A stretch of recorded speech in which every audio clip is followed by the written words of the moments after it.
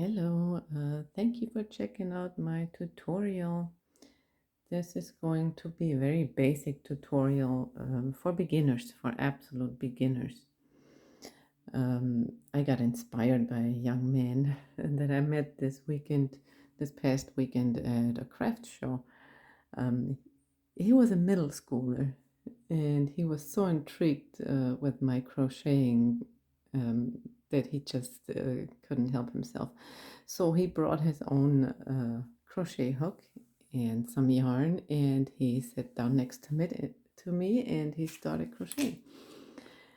So he had a lot of questions, which encouraged me to start recording some more basic tutorials. And today I'm going to use some really cool yarn that I bought here locally at Dixie Knits. That's here in Pensacola, Florida. And they have the most amazing yarns. Even though I'm usually not too crazy about acrylics or polyester or stuff like that, these just feel awesome. They're really soft and they really feel good to the touch. So this one here, that's circulo, made in Brazil. And here is the information from this yarn. This one, I should use a 4mm hook. And then I have this yarn here, also very soft, nylon and acrylic, super fine, and it really feels amazing, just like the orange terracotta color one. And so here's the information. Again, depending on what you want to make here. But for a crochet hook, it recommends a 5, which is always interesting because this one feels a little bit thinner. That one feels a little bit thicker. So I just decided to go with a 5 for both of them. And I ended up making this awesome scarf for my honey. So he already checked it out and he really loves it. It feels so good to the skin. So let's get started with just some very basic stuff. What I notice when I see kids or adults too that don't have much experience with crocheting, they just want to get this even flow in their work. And one way to start out on to make it kind of easy is to wrap your yarn the right way and hold it while you work. That just makes it a lot easier to keep the same amount of tension on your yarn, so your work doesn't end up being too tight or too loose. If you tend to work a little bit too tight, then only wrap it once. If you tend to work a little bit looser, then wrap it one more time around your finger. And let's get started. Let's try it one more time. Yarn behind your hand, between the small finger, the little finger, and the ring finger. Pull it through. And then wrap it around your pointer. And then the other direction around your thumb. And this way it's really easy to make the first slip knot. That's how we always start out. And then you just make however many chains you need for your project. Like this pattern, I'm going to use the same pattern here, which is all half double crochet. So my new buddy Aiden, he only knew single crochet and double crochet, so I showed him the half double crochet. It's one of my favorites to use for very basic things. It looks a little firmer than double crochet. I feel like especially for bags and things like that, it doesn't let as much stuff fall through. So it's tight enough, but it's still not as tight as a single crochet. So let's make a few chains here. And with this yarn, I decided to take this wooden hook, which feels really good. It just it makes a difference what type of hooks you use in your work. It gives it an easier flow. So that's the important thing when you start out. You want to have this flow, this rhythm. So it takes a while to get used to that. Like just simple things like I make 5 chains here in a row usually. If I make more, then it gets difficult and it doesn't look so even anymore. So whatever the number is, that comes easiest.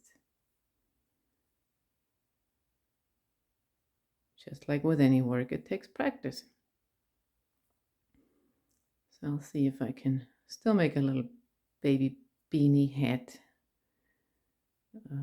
from this leftover yarn. And any number of chains is fine. Like I said, if you want to make a long scarf like this, I chained 260 stitches and plus 2 at the end. The 2 are basically already the first stitch for the next round. So those my stitches. That's my stitch for the next round. So for the half double crochet, I act as if I'm working a double crochet. So yarn over, and then 2 from the hook. Go through this stitch, pull your yarn through. So now you have 3 loops here, just like you would for double crochet, but you're pulling the yarn through all 3 of them at once. One more time, yarn over,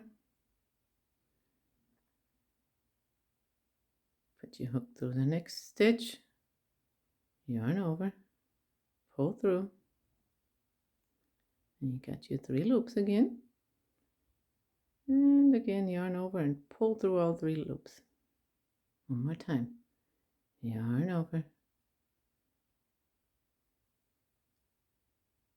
Yarn over, pull through. Yarn over and pull through all 3 loops. So it helps.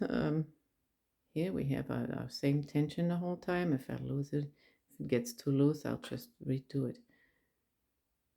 Between the little finger and the ring finger, and then wrap around my index finger a couple times, and then you can use your thumb and your middle finger to hold your project so it doesn't wobble all over the place and you don't know where the heck am I, right? So that makes it all a lot easier to keep the same amount of tension and keep your work steady. Again, yarn over, push your needle through this stitch, yarn over, pull through, yarn over and pull through all through 3 loops again. And you saw how I was holding my project the entire time, always in control of where it is. And it just takes practice. I've been doing this since, I don't know, 4th grade. So since I was about 10 years old, that makes it about 44 years. I've been doing this for 44 years. Oh my goodness, I'm getting old. All right, let's just keep working here. Half double crochet in the next chain, another half double crochet. Always making sure you're in control of your work. You're always holding it with a couple of fingers. It's not important to be super fast at first. It's just very important to get the technique and get practice, just like when we first start writing. It takes practice.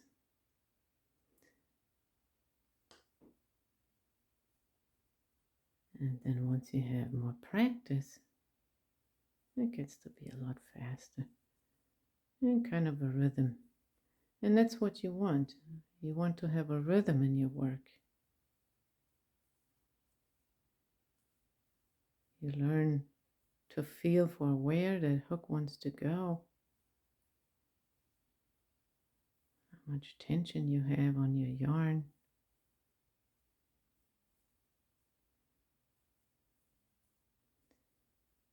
So then another question was, when we get to the end of the row and we make another row and another row, how do we make sure the edges stay straight and I'm not accidentally increasing every row and ending up with more and more stitches than I actually started out with? So I'll show you that here in a moment as well. Uh-oh, see, even I lose something every now and then.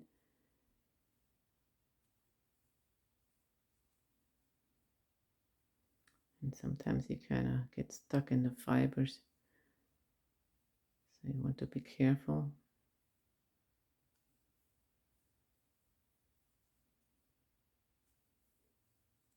So we're almost at the end of the row. One more. Last stitch. And instead of starting out with another half double crochet, we chain 2 to get to the next row. That's the beginning of the next row. 1, 2. And then we turn. And you can see here at the end of the row, this was your last stitch. There's one right here. That's where I want to place the first stitch of the next round, or of the next row, I'm sorry. So what I do, I'm going to work these in the back loop only. So this is the back loop. That's the front loop. Usually you would turn around and you would just go right through both. We're not going to do that because we want to create this ribbed pattern, which is really cool for beanies and scarves and all those kind of things that need to stretch a little bit. So this is our first stitch here. Yarn over, back loop only, yarn over, pull through, yarn over and pull through all 3 stitches. And you see how that looks different. Let's make a few more stitches. Yarn over, go through the back loop only with your hook, yarn over and pull through, yarn over and pull through all 3 of them. So now we've made a half double crochet in the back loop. And there are abbreviations for these things. Half double crochet is HDC. Of course, back loop is BL. So that makes it easier to write these things down. So one HDC in the BL. And all the way through. Yarn over. Go through the back loop only. Yarn over, pull through. Yarn over, pull through all 3 loops. Yarn over, back loop only. Yarn over, pull through. Yarn over, pull through all 3 of them. So you're going to continue to do the entire row like that. One stitch after the other, all in the back loop. And I'm going to go a little bit faster just to get to the end.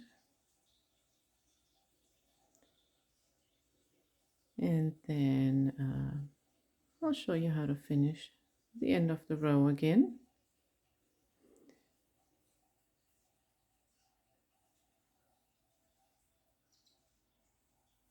And again, it just takes practice to get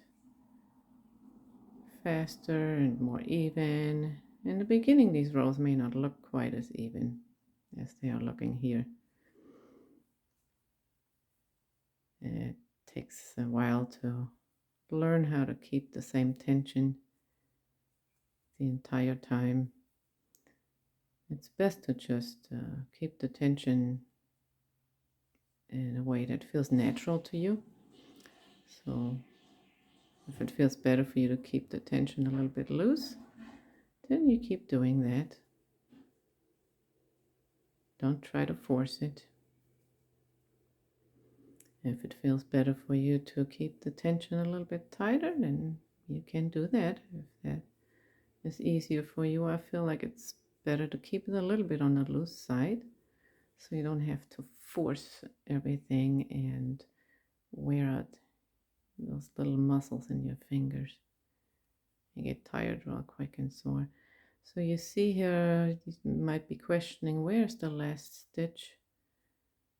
And this here is going to be the last stitch. So yarn over, back loop only, pull through, yarn over and pull through all three of the loops. And this is what it looks like. 2 rows of half double crochet in a ribbed pattern, which is worked through the back loop. And that's all there is to it. In the end, when you're finished with your project, whatever size you want to make it, all you have to do is pull through one more time and cut the end off and pull through and tighten it, make it a knot. So I'm not finished here yet. I will continue and I will make a little head out of this. So hopefully this was helpful for you. Stop by again and check out all of my other videos. Thank you. Have a wonderful day. And if you liked it, please give me a like, subscribe, and share it with your friends. Bye now.